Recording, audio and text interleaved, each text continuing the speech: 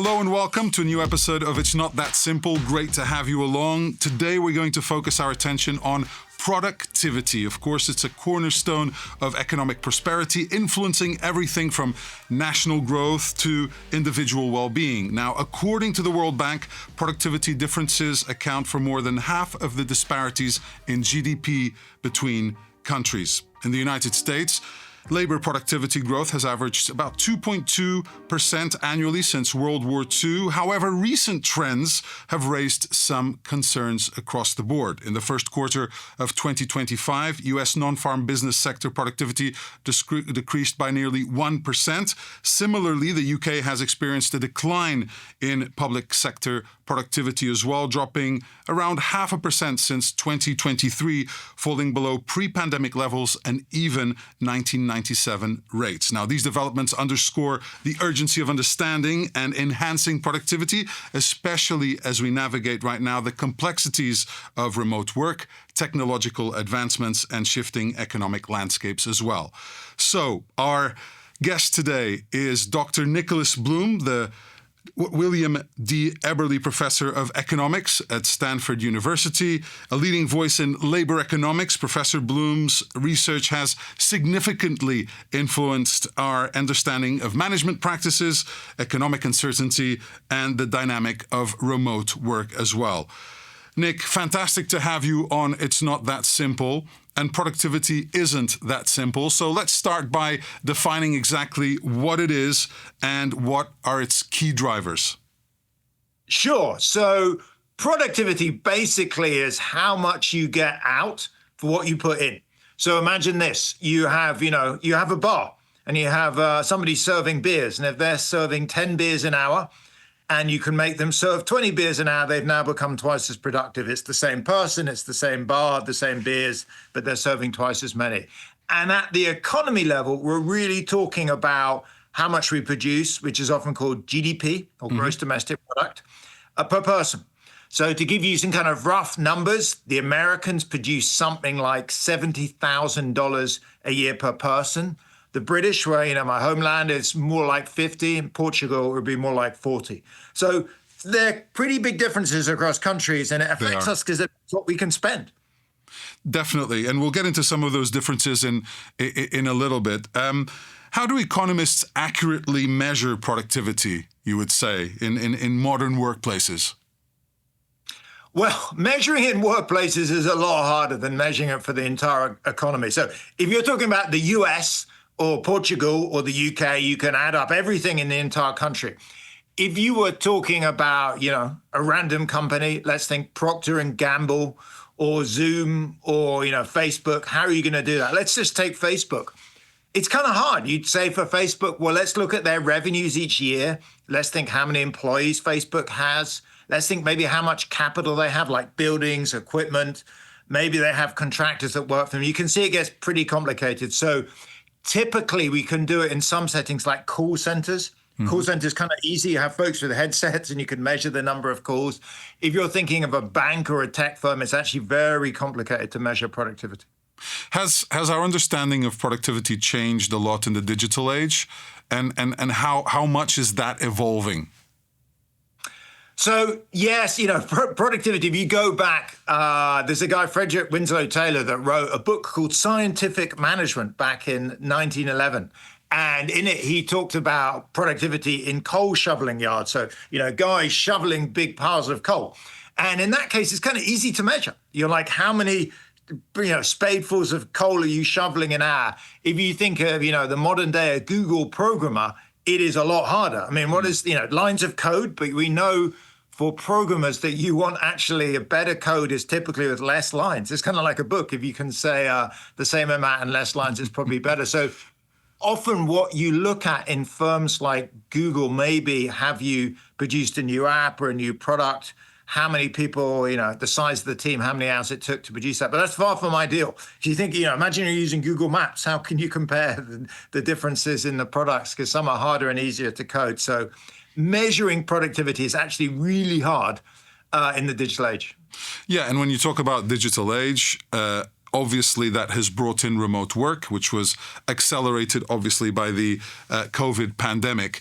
What can you tell us? And I know this is an area of expertise, and you've analyzed it a lot. What can you tell us as far as how remote work has affected productivity?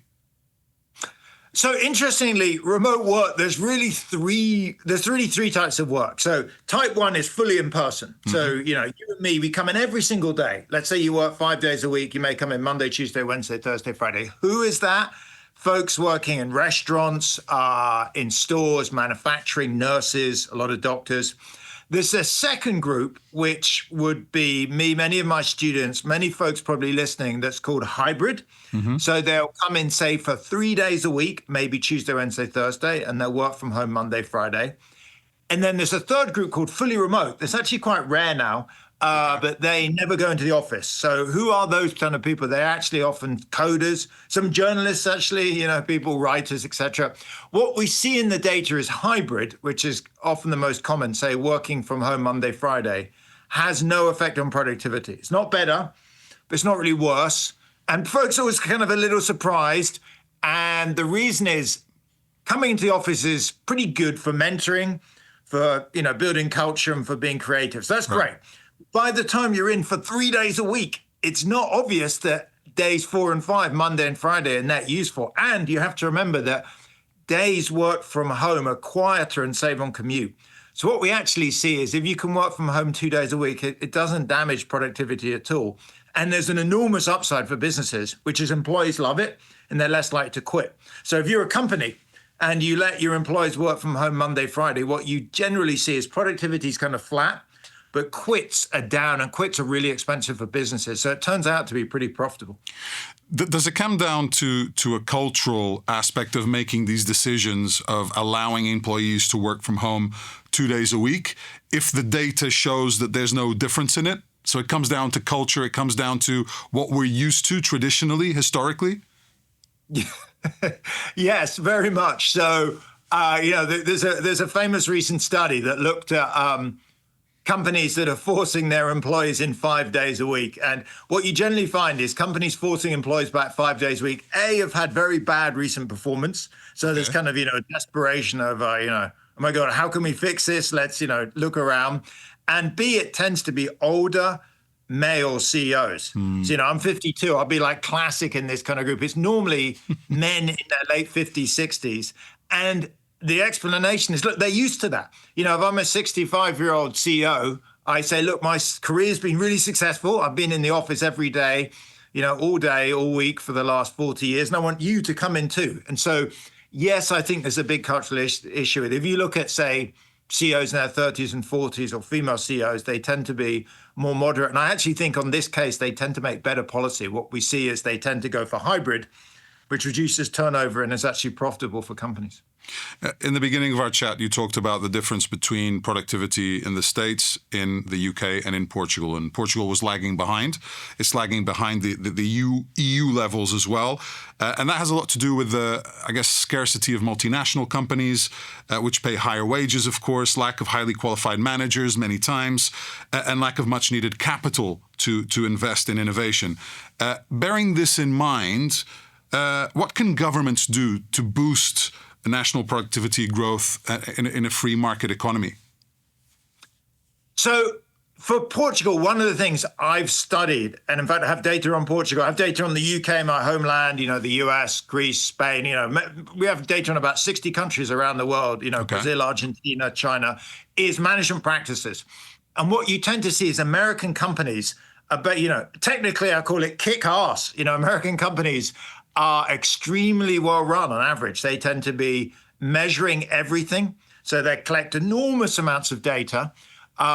They tend to have very tough targets. So they'll say, Nick, these are your quarterly targets. These are your weekly targets. These are monthly, annual targets. And finally, they're pretty aggressive on you get paid well and promoted fast if you do well. And if you don't do well, they'll say, hey, Nick, you've missed your targets this quarter. What are you going to do about it? If you do it 2-3 times in a row, I'll be sanctioned or maybe kicked out. What you see is in Portugal, say, management practices are less sophisticated, less developed. They're not terrible, but they're just not as tough and aggressive as in the US. And that reduces productivity. One thing is for governments, but obviously, how do you increase management practices? It's education. Okay. particularly things like business schools, free markets. It turns out, I mean, not surprisingly, I was not born in America, but I've now been living here for 20 years. Competition is pretty tough in America. So the big markets, companies coming and going all the time. If you're great, you expand and do really well. If you're not so well managed, you go out of business. So competition is another one. In a sense, the third thing is the government should kind of stay out of business. There's an old saying, the business of business is business. The government should kind of set the scene and get back. It's kind of like a referee in a football match. The referee should lay down the rules, should intervene if there's a foul or an offside, but otherwise they should step back. The referee is not the player. So governments kind of should set the scene and make sure that it's fair, but then let companies get on with things. I had an opportunity to work in the States, in the UK, in Switzerland, in Portugal. And there's something that I wanted to ask you about, which is intensity of work, how that relates to productivity. Because in Portugal and many countries in Southern Europe, from my experiences, work is sometimes measured in the length of hours you were working rather than how productive you were in those hours that you were in the office or working. Do you notice that to be true when it comes to measuring productivity? Absolutely. So in the US and in general, good management practice, and this is particularly true when folks are maybe working from home, focus more on outcomes or outputs. Whereas you notice in kind of more traditional lower income countries, less well-run companies, they measure input. So give you an example for me. Measuring my input will be, Nick, I'm going to evaluate how many hours you are sat at your desk. Yeah. And, if you get in at 8 a.m. and leave at 8 p.m., that's 12 hours. And you've taken, maybe a lunch break and I've deducted off, but that would be deemed maybe good. And if you left at 10 p.m., that's even better. That's not particularly great for me because it encourages me to spend hour after hour at my desk. I have kids, I want to go home, do other stuff. The US will be much more like, Nick, I'm going to evaluate you on what you do, say research, teaching, university administration, helping students. I'm going to use metrics, feedback systems. I'm going to poll your students. I'm going to look at, what you've been doing. If you do well, we'll be very happy. And it's up to you to manage your time. And that is traditionally a more American way. It does require more data and a bit more intervention. So somebody has to measure what I do. But then for me, it's way better because I can come in at 8 a.m., work like a demon until 5, get pretty much everything done, go home, see my kids, maybe do an extra half an hour in the evening. But yeah, so the well-managed companies, well-managed countries tend to be more intensive. So it's interesting, Pedro, when we were talking actually before the show in preparation, we were talking about lunch break. Yeah. And in the US, it will be quite standard to have, say, a 20-minute lunch break, maybe even less, even eating sandwiches over your desk. And it sounds terrible. And people say, how can you do that? You can't enjoy lunch. But many US employees, including me, would think, look, I'd rather have a 20-minute lunch break and get home at 5:30 to have dinner with my family than have an hour and a half lunch break and get back at 6:30 or 7 and miss dinner with my family. And so typically in America, employees would choose to have these very fast lunch breaks because they want to finish their work early and you see friends and family out of work rather than be forced to have a very long lunch break, which they have to have with their colleagues. So that, is one example of it. You see this in many, many other ways where in the US, people are very work-focused in the office, but these days are actually not necessarily as long, whereas in Southern Europe and in Asia, talking to folks, say, in Japan, you hear about these incredibly long days, so people never get to see their family. Yeah, it took me back to my days in London. I think in about 7 years working there, maybe I had a lunch break, like a proper lunch break of over an hour, maybe a handful of times. It really is cultural that way. I wanted to bring up AI, all right? Because obviously with AI, we can be more productive, but expectations of productivity, I guess, rise astronomically as well. So the AI is changing things in a few ways. One that I see directly on the ground out in Stanford, we're in Silicon Valley, the home of all the tech firms, is actually making it a lot harder for new graduates to get jobs in tech. So think of Google, Facebook, Zoom, Microsoft, Apple, all of these companies are saying, look, these new entry-level positions, we don't need young coders. We can have AI do it. Another thing I'm seeing is also in a bunch of fully remote jobs, think call centers, data entry.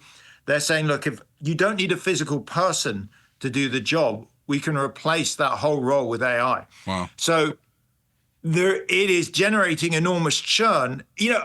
I come at it mostly because I hear a lot about the interaction with work from home. The two general themes I hear is, one is if you're hybrid, so if you're going to the office 2-3 days a week, AI may actually be good for you. It's a tool. It helps you be more productive.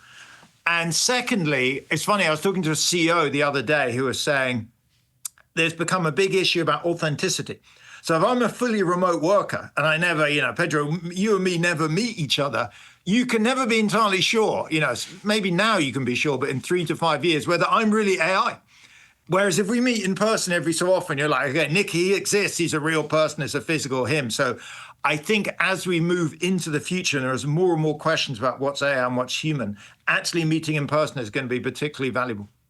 It's interesting because I don't think humans can ever be as productive as AI can, right? And the amount of information that's processed when you are working with a ChatGPT or another kind of tool, it's the speed is just unbelievable, Nick. And what message do you have for humans as far as productivity is concerned, and also focusing on the quality of work, right? Many times rather than the quantity of work.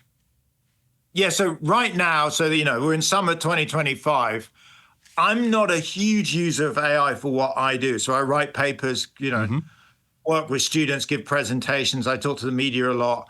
For that, AI isn't great because it has this hallucination problem. For example, I got it to, I was just out of interest, I got it to kind of write a report on a paper, and what's called made up references. It kind of combined things. Wow. And it made some, okay. It just wasn't true. So I really don't use it much. That's not to say that in 3 to 5 years, it will not be hugely important and improved, because AI, what we currently have now, ChatGPT, I think the first version, the one that was kind of earth-shattering, came out in 2022.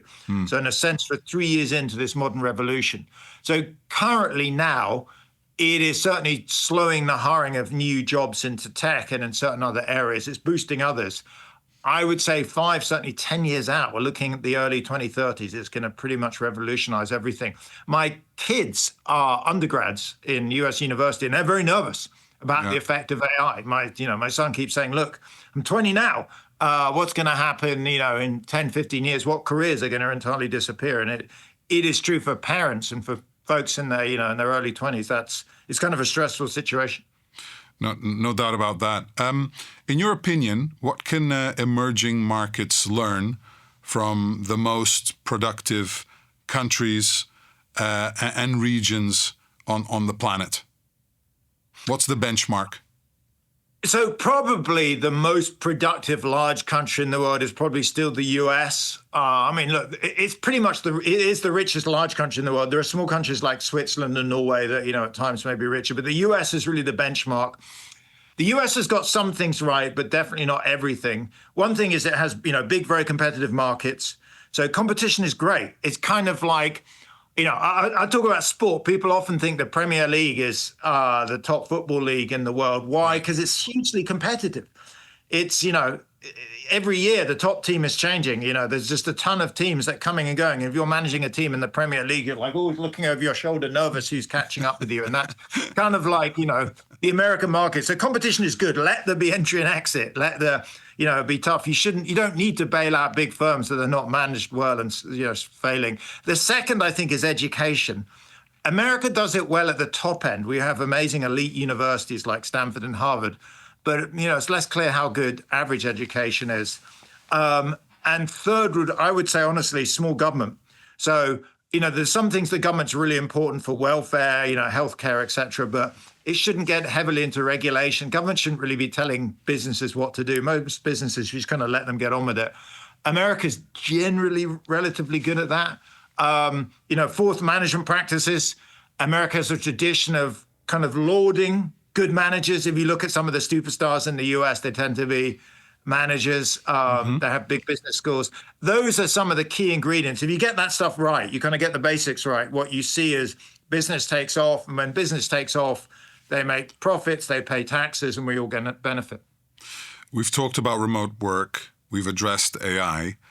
What are disruptions that you expect to see in work culture that will change productivity? AI is definitely the biggest disruptor out there. I actually have a paper called Are Ideas Getting Harder to Find? And it's interesting, this paper that came out 2-3 years ago shows that productivity growth has been slowing down in the US and in Europe for much of the last 50 years. So just to set the scene, we came out after World War II. Europe was really smashed up. America was in better shape. And you saw, what happened is there was an enormous explosion of research, of innovation and creativity. So universities were set up. People spent much more time in research. Science was kind of in its heyday. So the 50s and 60s are incredible periods of innovation and creativity. For example, the first person on the moon. Mm-hmm. You see that growth remained high, but was slowly slowing down. It was slowing in the 70s and 80s. It slowed again in 90s, 2000s, 2010s. So if anything, the big picture is actually slowing growth. Why is that? It's kind of like an apple tree model, which is, think of there's an apple tree, a big apple tree out there with lots of ideas, and some of the easier ideas to take have been plucked and pulled, and we're reaching higher and higher into the tree, and it's getting harder and harder to come up with new ideas. So that's where we are now, and that's where things look like they've been for the last 50 years.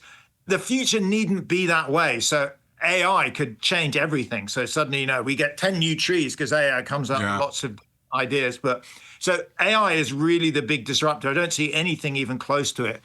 For me, the amazing thing about AI is it's totally unregulated. So if you watch, science fiction films like Terminator, you're worried that Skynet goes live and, everything gets destroyed.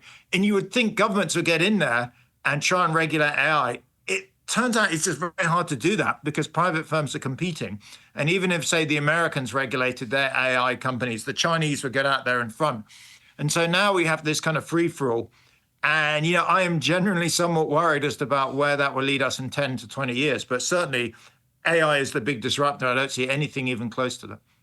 I wanted to get your thoughts on working hours and what you notice when it comes to productivity. So obviously, in the States, it's been very much 9 to 5, whatever it may be. So those 8 hours, those 40-hour weeks, is that a thing of the past? Well, what's kind of fascinating is if you go back to 1950. The Europeans and the Americans worked about the same number of hours per year. They both worked about 2,000 hours per year. So that's about 40 hours a week times 50 weeks a year. The Europeans, over time, their hours have been slowly falling, particularly, kind of Central Southern Europe. Partly people are working less weeks. They have more holidays. Partly they're working less hours per week. Now, in 2025, the Americans actually work quite a few more hours per year than the Europeans. I think the Americans are still on about 2,000, Europeans on about 1,600 or 1,700. That's a big difference. Yeah. And that's part of the reasons the Americans are richer. Now, is that a good or a bad thing? It is much less obvious. I never quite understand in some ways why the Americans work so long. They're very rich. So you might think, look, with all this extra money and productivity we have, why not just take more leisure? Why don't the Americans, rather than endlessly buying bigger and bigger televisions and more cars and more expensive holidays, say, instead, let's next year just take an extra week of holiday and in 5 years' time take an extra 2 weeks? That's what the Europeans have done. Yeah. Personally, I kind of prefer the European way on that, but it does generate differences in income. So what does that tell us? In the pre-discussion, we talked a bit about the 4-day week and other trends. My guess is in the longer run, we will see hours in the US and Europe fall a bit. As we become more productive, you can think, how are we going to make use of all this greater productivity? On the one hand, we could just buy more stuff. On the other hand, we could buy the same amount of stuff and work less hours. And that seems more appealing to me. Yeah, no kidding. All right, last question before we go into a quick fire round we have with all our guests. If you had to give one piece of advice to business leaders on productivity, what would it be in a nutshell? Let me pause on that. Or managers, I guess, because I'm sure you work with a lot. So what's one thing you kind of repeat? Do, learn, do, I think would be the most important piece of advice. So there's been a revolution in management practices that actually sourced in Toyota after World War II. But Toyota had something called lean manufacturing, which is about kind of making more out of less. So the history is Toyota after World War II, the Japanese economy was smashed up. They didn't have the scale that, say, Ford had in the US. They had, 1% of the amount of equipment. Yeah. So they had to just make do with a lot less. And they had a do, learn, do loop. So they'd make cars, they'd analyze everything, learn, look for efficiencies, put it back, and kind of over time, companies like Toyota became some of the most efficient, well-managed firms in the world. What is the so what from that? For companies, it's critical to measure things, evaluate your data, and use that to push through continuous improvement processes. So as a firm, if you are not becoming more productive every year, you're going to be falling behind because your competitors are. What's the best way to do that? Generally, it's to collect a lot of data and have things, for example, what's often in Japan called Kaizen teams. You're looking continuously for improvement. So maybe top management step back for, 3 days every year and think, okay, where are we behind our competitors? What could we do? Let's think very deeply about how we can improve. That's what you generally see companies like Walmart, General Electric, J&J, Procter & Gamble, Unilever, some of the best companies in the world have very explicit do learn, do loops. That's what I would advise companies to do. Fantastic. All right, quick fire time. First question for you in a word or in a sentence, tops, okay? I'd like you to answer these. What is one personality trait that a good leader could benefit from having, and why? Perseverance. Perseverance. I'm going to think slightly more of a founder rather than a leader, someone who starts a business. I know a lot of founders, and they show amazing perseverance. They do not seem to give up. What's the biggest challenge that humanity is facing right now? I think probably the biggest challenge is climate change. I don't see political will globally to slow this down, and we personally experience and see the effects.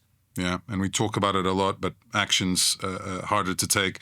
If you could change one thing in the world by magic, what would that be? Install amazing political leaders around the world that would do the right thing rather than what they think is going to win in the election later this year. Turns out politics, unfortunately, is very short run. I've worked with a lot of politicians, and they many of them, not all of them, have a good idea of what's correct. The problem is that's often not politically popular. I wish they could, it's like out of Harry Potter, I think is, why is doing the correct thing always often so hard? I wish that politicians would do the correct thing all the time. All right, that was a really long sentence. And finally... It was one sentence, though. I made sure that I had no full stops. Really long, really long.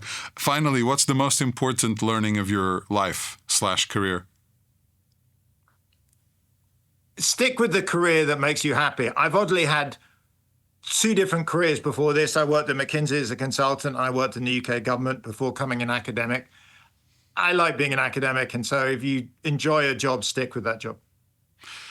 Nick, fantastic to have you on the show. I think it was really productive as far as the topics we covered and what insight and expertise you were able to share. So keep spreading the word. Keep being an academic and being happy doing it. And wish you all the best. Pedro, thanks very much for having me on. Yeah, really enjoyed it. So another episode comes to a close. We all know a lot about productivity. The question is, what does the future hold with AI as a major disruptor? See you again soon on another episode of It's Not That Simple.